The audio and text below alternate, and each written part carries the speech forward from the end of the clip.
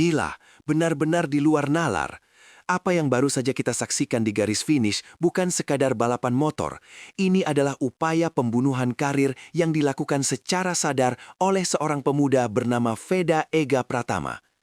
Saat bendera kotak-kotak dikibarkan, suasana pedok yang seharusnya penuh sorak-sorai justru membeku dalam keheningan yang mencekam. Veda Ega baru saja mengirimkan pesan singkat ke seluruh dunia. Dia tidak punya rasa takut, bahkan kepada Tuhannya MotoGP, Marc Marquez. Di tengah kecepatan yang menembus 340 km per jam, Veda memaksa motornya masuk ke celah yang secara fisik seharusnya tidak mungkin ada. Kita melihat Marc Marquez meledak amarahnya tepat saat mereka melewati garis finish. Tangan mengayun liar di udara, matanya menyala penuh balas dendam di balik helm. Ini bukan lagi soal poin klasemen, ini soal harga diri seorang legenda yang baru saja diinjak-injak oleh anak kemarin sore dari Indonesia di depan jutaan pasang mata secara global. Melihat Marquez seemosional ini sejak kejadian kelam Sepang 2015, ada aroma permusuhan yang sangat pekat di udara, bercampur dengan bau karet ban yang terbakar habis. Veda Ega tidak hanya menyalip, dia melakukan eksekusi mental yang brutal terhadap sang juara dunia 8 kali. Media internasional langsung gempar, menyebut aksi ini sebagai manuver paling berbahaya dalam 1 dekade terakhir. Namun apa yang sebenarnya terjadi di detik-detik krusial sebelum ban depan mereka hampir menyentuh secara fatal?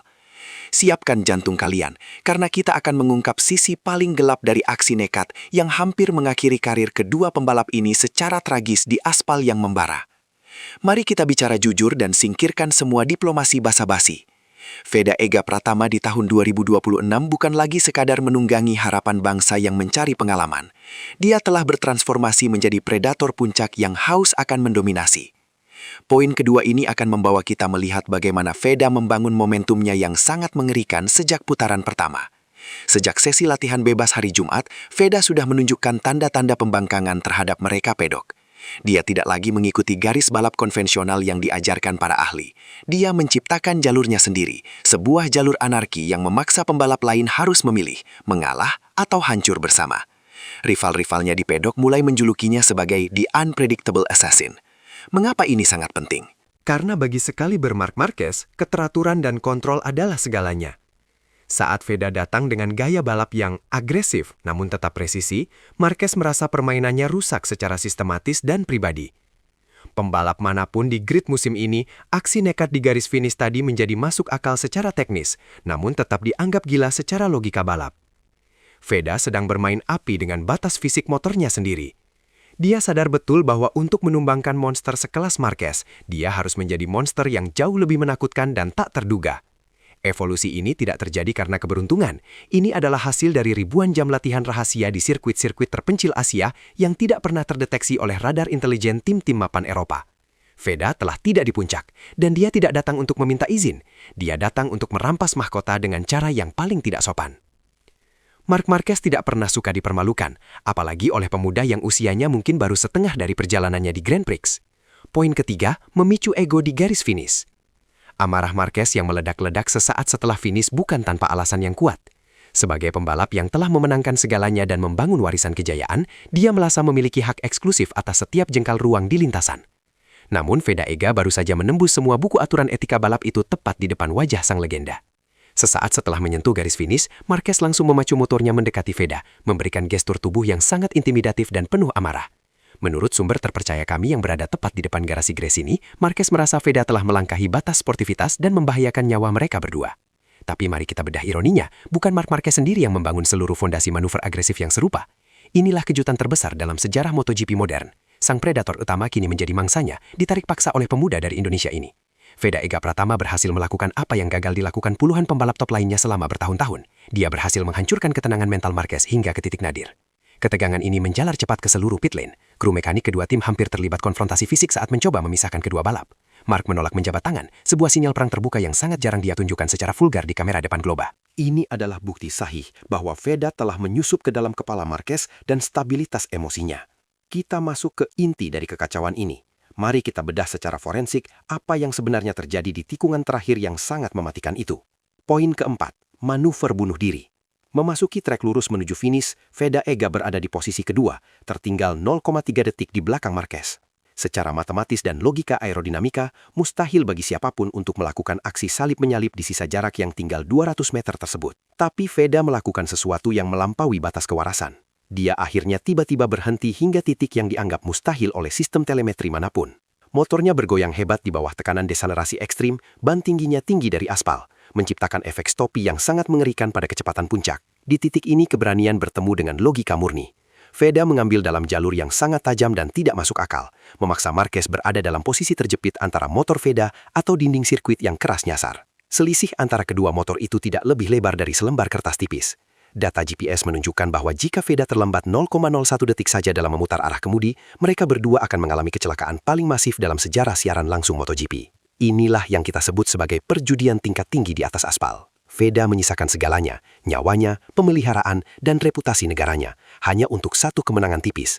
Dan dia berhasil mengakukannya. Keberhasilan ini bukanlah soal keberuntungan, tapi karena Veda mampu menghitung risiko di tengah ledakan adrenalin yang mematikan. Marquez menyebut nekat, tapi dunia kini mengakuinya sebagai seorang jenius yang sangat berbahaya. Tim Marc Marquez dikabarkan segera mengajukan protes resmi, menuduh Veda Ega melakukan tindakan irresponsible riding yang bisa berakibat fatal. Politik tim mulai bermain di sini. Ducati sebagai kekuatan dominan di MotoGP saat ini mulai menggunakan pengaruh besar mereka untuk menekan agar memberikan sanksi berat kepada pembalap muda Indonesia ini. Di sisi lain, tim Veda berdiri dengan argumen bahwa aksi tersebut adalah bagian dari balapan murni dan tidak ada aturan spesifik yang dilanggar. Ada laporan yang menyebutkan bahwa manajer tim Marquez sempat berteriak di depan garasi Veda, menciptakan ketegangan yang belum pernah terjadi sebelumnya antar pabrikan kubu. Ini bukan hanya soal satu trofi.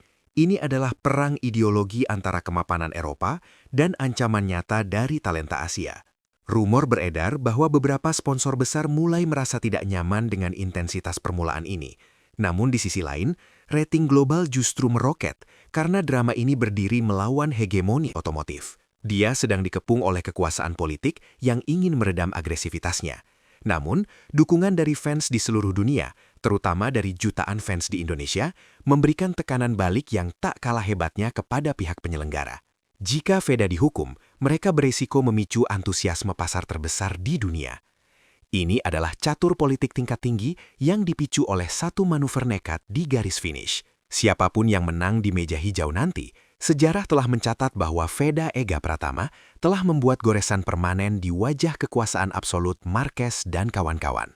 Masuk ke poin ke-6, dan disinilah segalanya mulai terasa mencurigakan. Sesaat setelah insiden garis finish tersebut, beredar rumor liar di kalangan mekanik senior bahwa data black box dari motor Veda menunjukkan angka deselerasi yang secara fisik mustahil dicapai oleh sistem pengereman standar MotoGP. Marc Marquez kabarnya sangat terpukul, bukan hanya karena kalah, tapi karena dia curiga ada teknologi gelap yang disembunyikan di balik sasis motor Veda. Menurut sumber internal dari pemasok rem Brembo, ada lonjakan tekanan hidrolik yang tidak wajar pada motor nomor 54 tersebut, tepat di apex tikungan terakhir. Apakah Veda menggunakan sistem bantuan pengereman elektronik yang belum diregulasi? Ataukah ini adalah penemuan jenius dari tim teknisnya yang berhasil memanipulasi distribusi berat motor secara ekstrim? Media Spanyol bahkan mulai menuduh bahwa tim Veda melakukan kecurangan teknis demi mengejar performa instan. Namun kubu Indonesia membalas dengan keras. Mereka mengklaim bahwa keajaiban itu datang dari biomekanik Veda yang mampu menggeser pusat gravitasi motor lebih cepat daripada sensor elektronik manapun. Investigasi tertutup pun dilakukan, dan pedok kini terbelah menjadi dua kubu.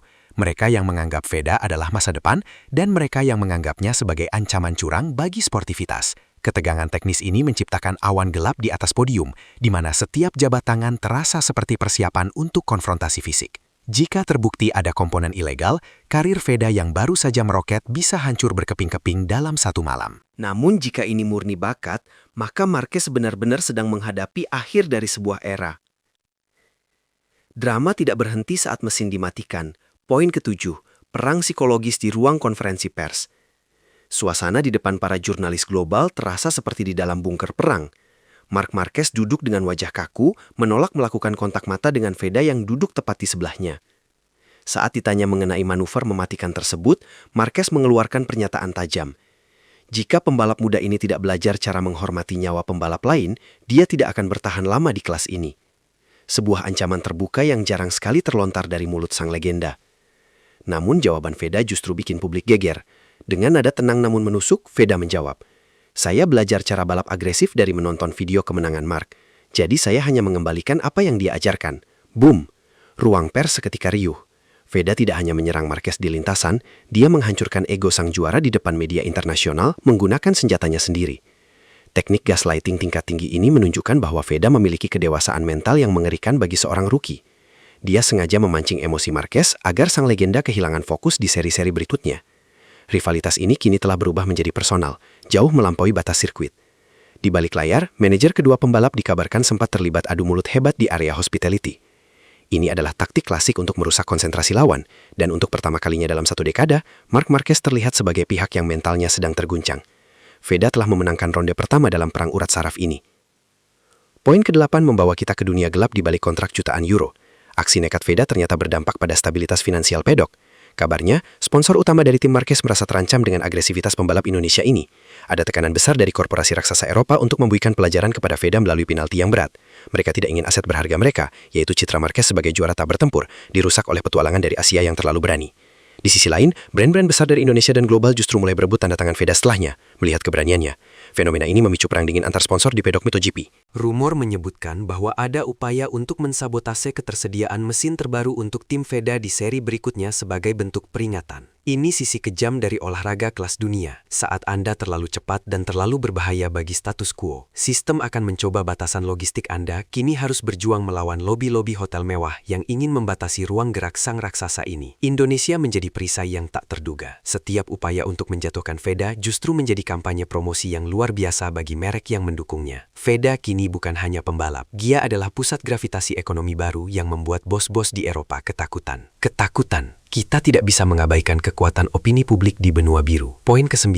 Serangan media Spanyol. Kabar olahraga terkemuka di Madrid dan Barcelona mulai melancarkan kampanye hitam terhadap Veda Ega Pratama. Mereka melabelinya sebagai kamikaze dari Asia dan menuntut Race Direction untuk mencabut lisensi balapnya jika kejadian serupa terulang. Teror media ini dirancang untuk menciptakan tekanan opini publik agar juri balap tidak ragu memberikan sanksi berat kepada Veda. Mereka mencoba menggiring narasi bahwa gaya balap Veda tidak sesuai dengan standar keselamatan MotoGP modern. Kalau begitu, kita semua tahu bahwa saat pembalap Spanyol melakukan hal yang sama, mereka menyebutnya sebagai keberanian yang luar biasa. Standar ganda ini mulai tercium oleh komunitas balap internasional. Veda menghadapi rasisme terselubung dalam bentuk kritik teknis yang tidak adil. Namun, ini justru menjadi bensin bagi motivasi Veda. Dalam wawancara singkat di pedok, Veda hanya tersenyum dan mengatakan bahwa dia lebih suka menjawab dengan hasil daripada membalas koran yang sedang diremehkan oleh media asing. Inilah beban berat yang dipikul Veda, namun sekaligus menjadi sumber kekuatan yang membuat rival-rivalnya di lintasan merasa heran kenapa Veda seolah tidak punya rasa lelah dan sedikit takut, dan akhirnya jatuh. Titik pengikat. Apakah ini awal dari tahta Marc Marquez? Kita harus melihat gambaran besarnya. Dalam sejarah MotoGP, setiap legenda besar selalu jatuh di tangan pemuda yang tidak punya rasa hormat terhadap sejarah. Rossi jatuh di tangan Marquez. Dan sekarang, mungkinkah Marquez sedang jatuh di tangan Veda Ega Pratama? Aksi nekat di finish garis tadi adalah simbol dari pergantian kekuasaan. Marquez yang biasanya mendominasi pertarungan mental, kini justru terlihat rapuh dan reaktif.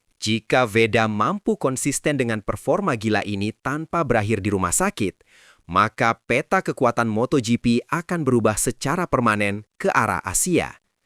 Para pengamat mulai memperkirakan bahwa tim-tim pabrikan utama seperti Ducati atau bahkan Honda akan mulai melakukan pendekatan rahasia untuk merekrut Veda di musim 2027. Veda telah membuktikan bahwa dia memiliki X-Factor yang tidak dimiliki petualang lain. Kemampuan untuk membuat juara dunia sehebat Marquez terlihat seperti amatir yang sedang marah-marah.